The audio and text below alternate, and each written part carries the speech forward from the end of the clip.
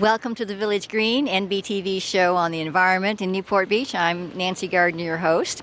Today we're going to be talking about views, public views, primarily, not private views, with Ron Yeo, who's an architect with a wonderful eye, and he's going to give us some insights into how to improve a lot of those public views. And then we're going to be talking about trees, our healthy urban forest, and how to keep it healthy during these difficult times when it looks like we're going into another very dry season.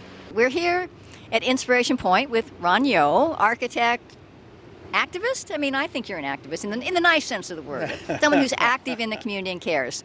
And we're going to talk about a lot of things, views particularly, but right now we are at Inspiration Point, and this is the first landing on the disappearing path.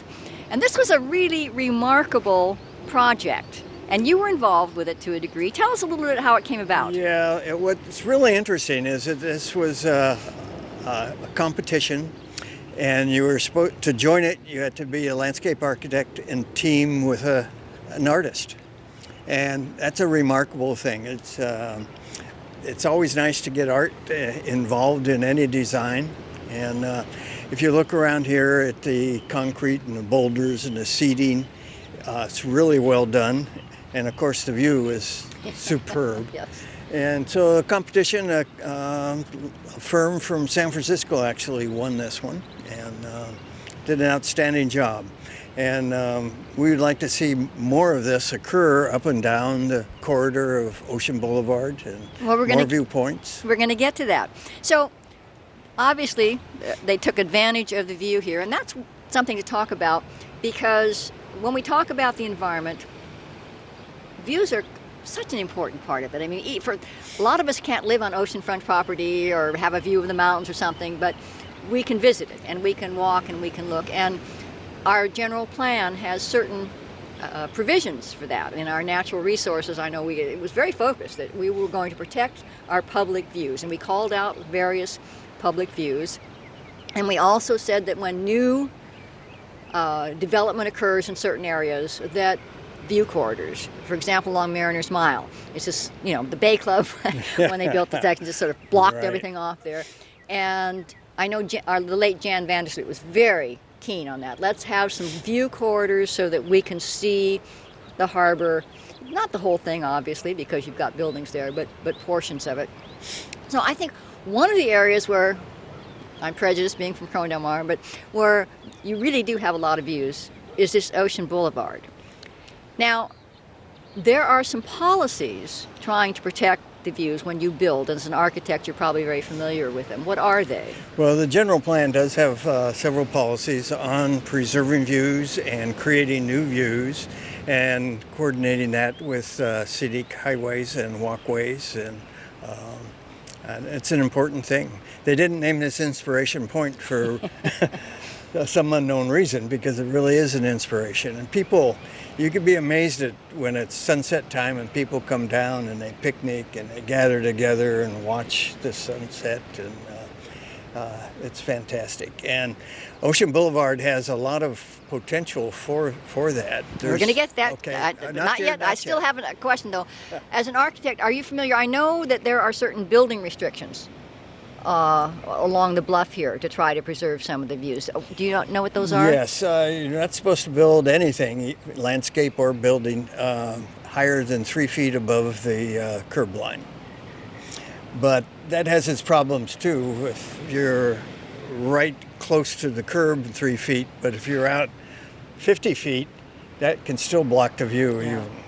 So. It's obvious it's not perfect, but has been an appreciation over the years of trying to protect as much of the view as possible while not interfering with property rights. And the Coastal Commission follows through on that pretty strongly too.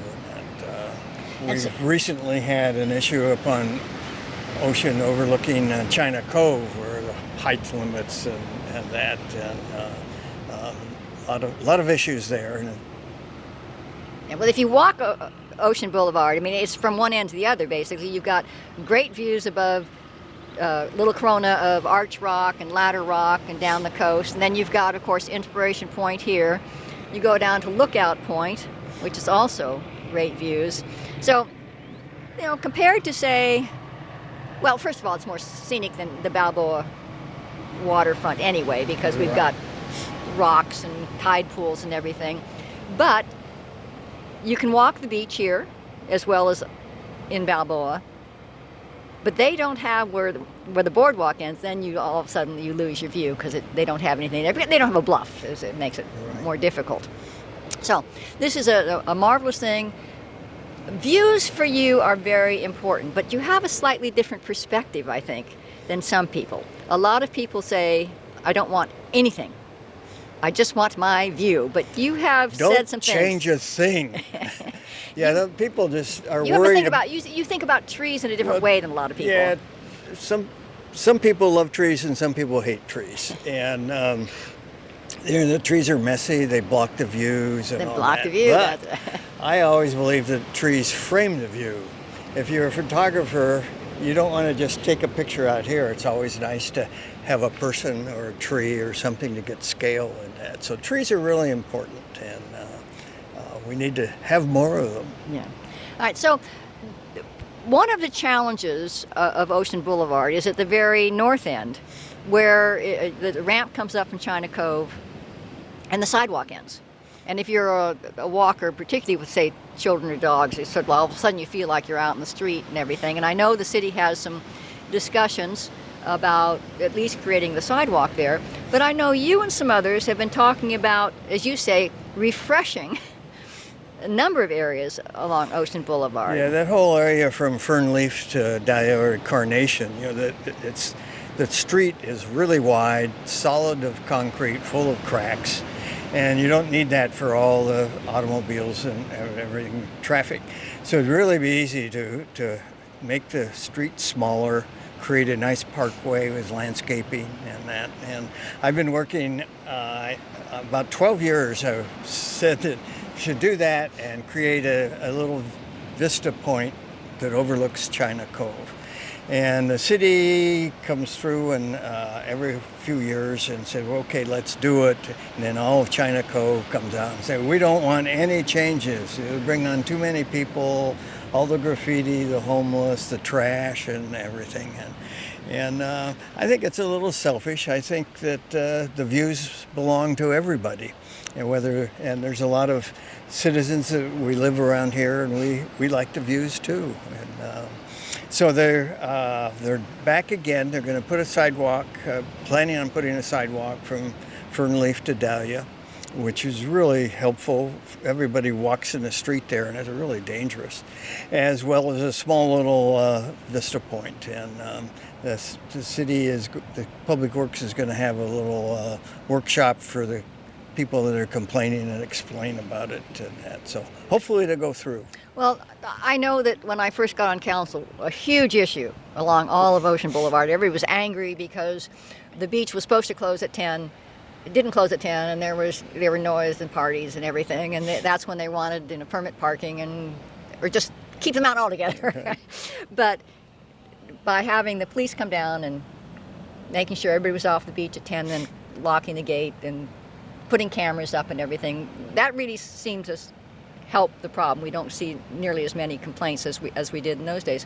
So I can see their concern is probably not so much people in the daytime, but at night is there going to be noise. And it seems to me you could create more greenery there. Mm-hmm. And it doesn't have to be, if you do it right, it seems to me you could sort of anticipate some of the problems and minimize them in terms of. Correct. It's not going to be big enough to have a big party.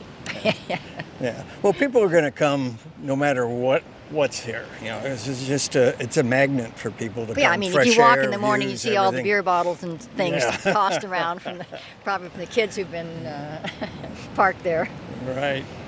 So that's on the agenda, but you also have some thoughts about Inspiration Point. Yeah, well, we walk this area all the time, and Inspiration Point is kind of a jewel of the walkways and the vistas and that. But the rest of the Ocean Bluff is kind of getting a little tired. There's through the years, different people have different ideas, and somebody really liked to have railroad ties for retaining walls, and they're all rotting away and look really ugly. And so just a simple thing like getting rid of the railroad ties and having concrete curbs like this one just makes it a little nicer. And we always had the philosophy, if you do things that really are nice and look good, people will take care of them. If you let it run down, then you get more people who say, well, it's the broken window syndrome. Yeah. Just graffiti everywhere and more trash and that. So we would really like to be able to clean up and make the walk more beautiful. And I know that the Cornell Residents Association is one of your venues to help things along. Right. We have a little committee that's studying it. Dan Herman, a local resident and famous landscape architect, developed a vision plan, just for ideas of what could happen. So he developed a really nice presentation on what could possibly be done. It went from really simple things to really complicated things and that. So our goal is to go through this, take a walk. Our committee's going to walk this afternoon, look at the pros and the cons, and kind of list things that could be done simply, like put it into curbs and that, and then items that may be a little controversial but probably would really be good, and then at the bottom end is things that might be too controversial and get approval. Is there a Ferris wheel? Yeah, there we go. Well, some things like creating more of these that cantilever out over the bluffs. And so one of the ideas is up over here. There's a lot of areas that could do that. But again, most people don't like changes. The Coastal Commission doesn't like people building over bluffs, and there's complications. So itemizing those from easy to hard is really a good goal. And I think we're going to be hopefully presenting our concepts of what can be done to the Residents Association Board this next week, and hopefully they will ask the City Council to fund a study that would get citizen participation, and you got to bring everybody on board as much as you can on this. So it's a fun project. Anything in here that you'd like to particularly highlight we should look at? Well, one of the simple things, I'll trade you on this. All right. And this doesn't have anything to do with views, but it has to do with water quality. Ah, well, that's always important. There are 4 storm drains that come down and dump into the ocean and the bay. And so doing a bio-retention basin at each one of those things would really be important. Easy to do, actually adds more greenery, and it makes a better environment. So it's one of the items that's really nifty. Well, and if I remember, there are some state regulations that are coming anyway that may force us whether we want to think about it or not. No more state regulations. Well, they're coming. They keep coming. Yeah, so that's good. I think, the city has always been a pro-environmental, I think, on this. And so I think this would be one of the easier things to do. Yeah. Particularly water quality. Maybe a little not quite so up to date on some of the other things, but water quality, really a leader. Right. Good. So any other thoughts on views? Well, I would like to see a lot more viewpoints. There are areas where we can trim the hedges down to the legal limit and create a view. There are areas where the benches really don't have a view, and you could reconfigure it a little bit better. The lawn areas are really utilized a lot for picnicking or just people sitting on beach chairs reading, and and opening up the views is perfect. Well, Ron, thank you, and good luck with your plans for the improved views. Thank you very much, and I appreciate all of the efforts that you put towards making our city a better place. Oh, well, thank you. We are here at the north end of Ocean Boulevard, and this is an area, the Airy, which was a somewhat controversial project when it started. Some of the neighbors loved it, couldn't wait to have it here. Others said, no, it's a horrible idea. It replaced some old apartments, and this was all cement and everything. But one of the sweeteners for the development was to protect or improve a public view. And that's what they've done here. They've put in a bench, a drinking fountain, which I think was not at all required, and created a view of a little cove that you wouldn't be able to see otherwise, as well as the harbor. So the views continue to get improved on Ocean Boulevard, as we're seeing right here at Ocean and Carnation. You'll enjoy seeing it. It's not quite done yet. They're still working, putting the finishing touches on the building. But it will be very nice, and apparently it's going to be even wider in terms of its perspective, because the house next door will be undergoing some changes, and that will help as well. All right, I'm here with Kevin Pekar of the City of Newport Beach, and we're going to talk about trees, but I'm so intrigued by this makeover of Grant Howald Park. And we're standing in front of the new children's area, the playground. Tell us some of the changes that are made. They've increased the playground by probably double, at least. The footing, they've used some of the existing footing here, but some of the footing, like where you see the globe in the distance, got expanded.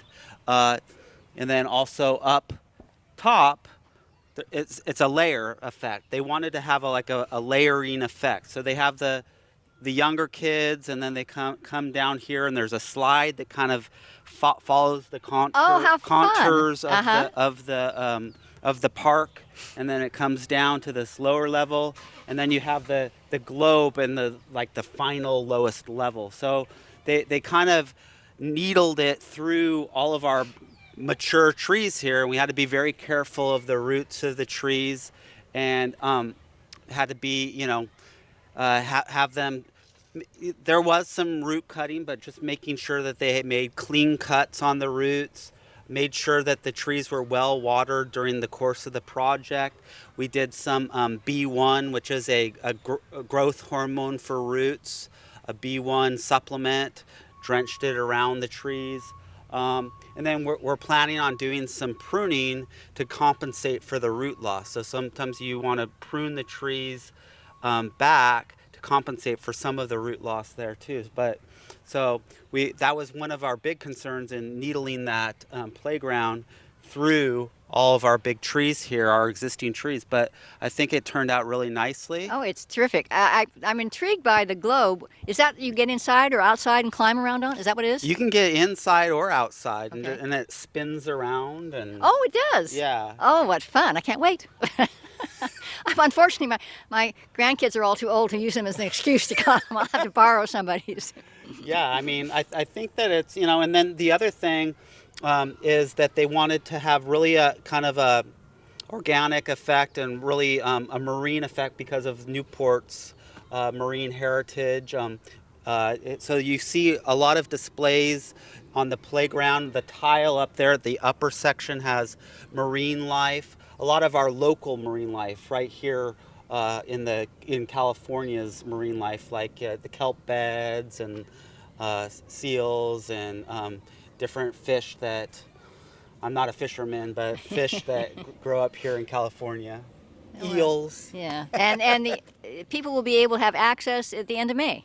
Yes, and the end of May is the kind of the opening event of this area, and people should be able to enjoy it during the summer. Well, good. All right, now trees. Trees are so important. They're important aesthetically, obviously. They create wonderful shade. I mean, if anybody's ever been on a hot summer day and you walk into the shade of a tree, it's amazing, the temperature difference. I mean, so it has a wonderful counter effect to the heat island problem. Obviously, carbon sequestration. How many trees, I mean, in terms of the city trees, that we have? We have 35,000 trees in the city. That's why we're one of the tree towns, huh? Yeah. Tree Town we USA. just celebrated Arbor Day, and we got Tree City USA, and this was the 31st time in a row that we got Tree City USA, and we also got the Growth Award this year. Not a lot of cities get the Growth Award. Only about 10% of the cities that get Tree City USA get the Growth Award, and you get it for a variety of factors. One is a budget for trees.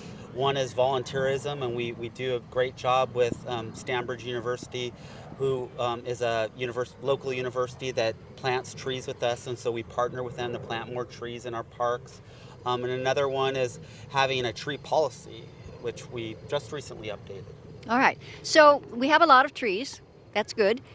That's a lot of maintenance. And I know that beginning, for example, in Krone MR, along our streets, we have some gorgeous trees, but they really are the wrong trees. They shouldn't have been planted there in the first place. Their roots cause all sorts of chaos for you guys, I know. But, you know, we did cut them down on poppy to create a little more space there. But in general, we don't take them out until we finally have to. But so when you put in a new tree, what sort of considerations do you go through? Well, yeah, like you said, right tree, right place is a common arboricultural term. I think what we consider, we have lists of trees which people can choose from, and we go through that list and make sure that the trees on the list for the parkway size, which is the space between the street and the sidewalk, is we have different varieties of trees per parkway size. So we have different trees for a 2-foot parkway. We don't have many of those. 3, 4, 5-foot parkway is the most common. And then we have 8-foot and up. And so a lot of your larger trees like pines or oaks might be in that 8-foot category because they're going to have a big canopy and a big commensurate root system below. And then a lot of trees in the 2-foot category might be a palm, like a queen palm, king palm. We have like little gem magnolias. We have strawberry trees, kind of in the smaller like patio trees in that 2-foot category. And then the 5-foot category has a bunch of trees, a bigger type of list, and people can choose the smaller trees all the way up to the 5-foot trees.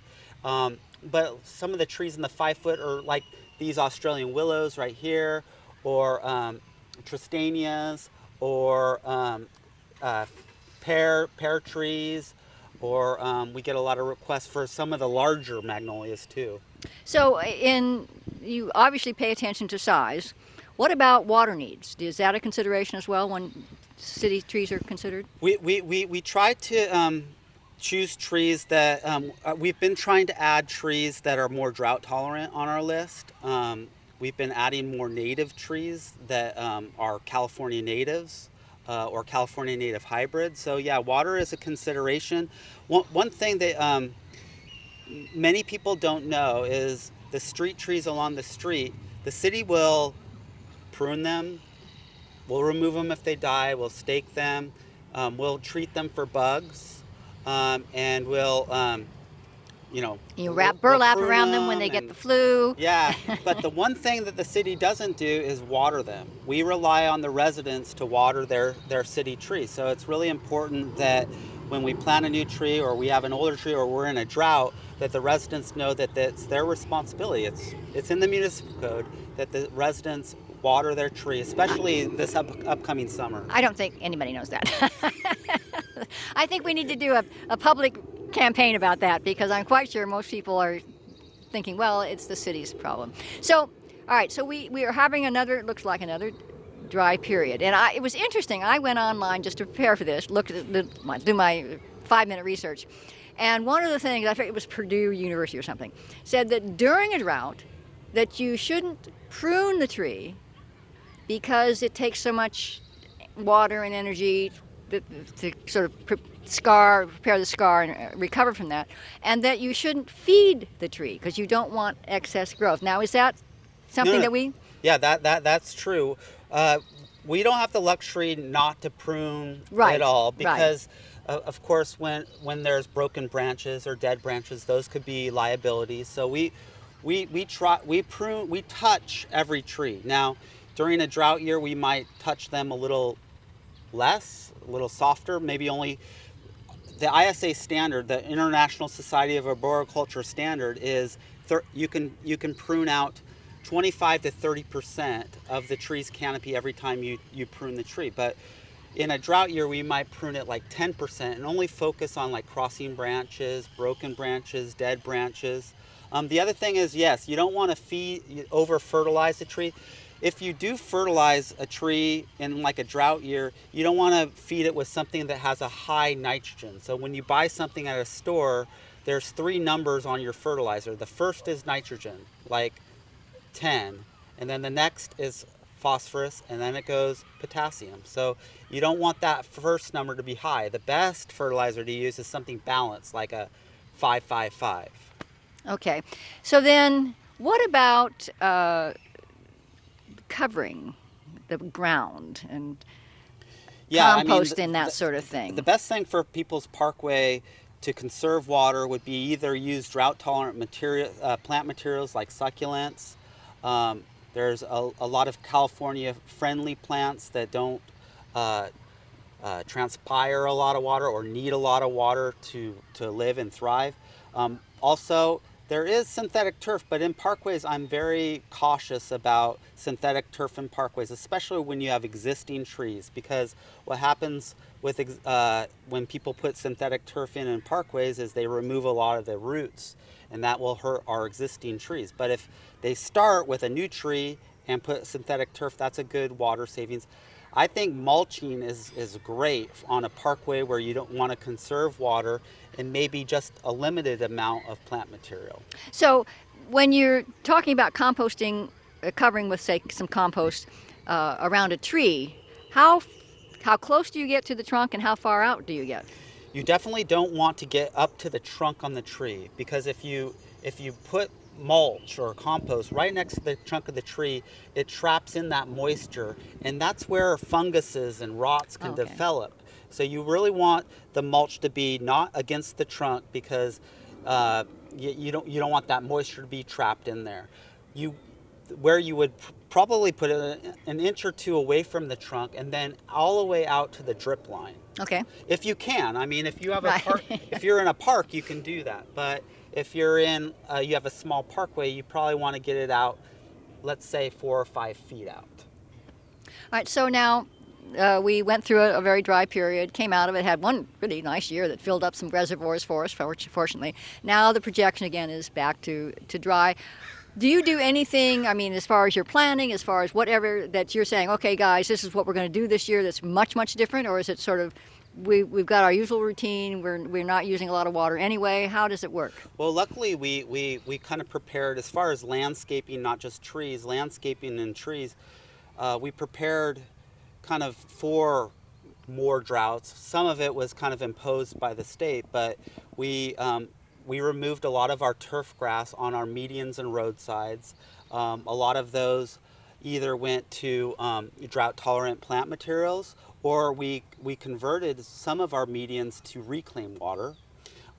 Actually, one project that's upcoming this year is on Jamboree, the last phase from about Ford Road on toward to Coast Highway. There's a section there that is going to be transformed to reclaim water, and so there'll be grass in that section, but it's watered by reclaimed water. Also, we one of our preparations is we've always had a weather-based controller system, Right. and so the weather-based controller system monitors the heat or the precipitation, and it compensates, and it only puts out the exact amount of water you need on a median or roadside or a park that you need. So all of our parks and median roadsides, all of our landscaped areas are under a automated weather-based system. So it sounds like we're in pretty good shape. We never like to go through it because it's hard having to cut back when we're already, most of us are pretty, we've done the easy stuff. We don't want to do the hard stuff again, but if we have to, we will. Well, thank you, Kevin. An update on the tree situation, also on Grant Howald Park. This is really just amazing what a transformation it has been. Yeah, I'm looking forward to it. The kids are going to just love it because and I love the idea of the levels. Yeah, I think that was a great concept. Also bringing into the kind of our native coastal environment to it. It's a lot of thought. Yeah, so we've got this. We'll be seeing the new field, which is artificial turf, which is going to be another water saver. So this park is really on the cutting edge of, say, okay, you've got a drought, you're coming, well, we're ready for you. Yeah, we're lucky in Newport. All right. Talking about, I think one of the things that's clear to me is that the city's not saying, oh, we are in a drought, but oh, we live in a dry climate. and that this is something that, yes, we have drier years and we have drought years, but we very seldom have really long periods of wetness, so we are adapting to that. So this is a major renovation taking place at Grant Howald Park. Tell us about this part of it. This used to be a regular grass field, and now? And now it's synthetic turf. That's one of our drought reduction strategies. It also helps us keep the field open all year round. We don't have to have downtime to reseed or mow or renovate the field, resod it. But it also is a great water savings too. For example, you could lose maybe 3,000 to 4,000 gallons of water in a day, like on a cornfield, but it's probably something like similar to that on a grass sports field too. That's for like an acre of field. So we're saving practically that much water on our city's water bill. So it's a great savings, and this is just one of those drought reduction measures that we have in the city. There's a few others too. Oh, there are a lot of them, I'm sure. So I know one of the, we used to press the city about the city civic center, the green there, and of making it artificial grass. And one of the arguments against that was that it gets very hot and that people sitting there for a concert or something might be too warm. Now, is that an issue with sports fields as well or not? It can be. I mean, my son plays lacrosse and football, and when we're out like in the Inland Empire on some of the synthetic fields out there, it can be very hot. But I think we're here coastally, and we have, you can see a marine layer right now. We get a lot of that. And so I think that for the most part, it's not as big of an issue here coastally. Right. And then I notice, is that new, the blue drape there? Yeah, those are kind of our new standard for shade structures. It provides a kind of I think a saline look. A lot of the architecture here at the park you'll see at the playground is kind of marine, kind of a look to it. And so that's a new shade structure. Well, I think it's obviously a lot less expensive than building a whole building or something for shade, but it's wonderful pop of color too, which is a nice thing. Yeah, Newport blue kind of gives out a picture of an ocean and a sail, and I think that also the material is more or less maintenance on it. A lot of our older shade structures were made out of wood, and we had to finish and paint and kind of rebuild them sometimes due to wear or termites. Termites, dry rot between. Yeah, I know about wood. And the palette. Are these new plantings as far as the succulents, or were they always there? Here we incorporated the existing. These succulents were existing. The trees are new here. These are Australian willows, and the trees were added in this area, but the succulents were existing, and use of landscape materials is another key part of drought.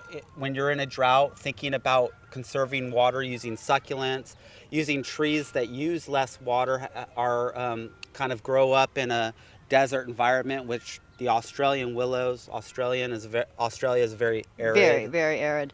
So you don't have around here, you have some palm trees, you have, is that a sycamore? I think that's a liquid amber. A liquid amber. So you don't have a lot of trees, but you do obviously get some leaf drop. So how do you clean a field like this? They have a kind of a sweeper machine. Oh, okay. And they're planning on doing that every week over at Bonita Creek Sports Park, our first synthetic field.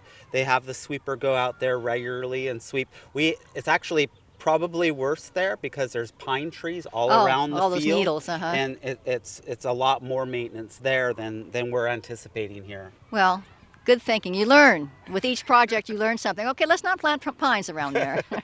Well, thank you. The pines were existing there. Yeah, all right. Well, thank you, Kevin. Well, that's our show. Until next time, let's all work on keeping our village green.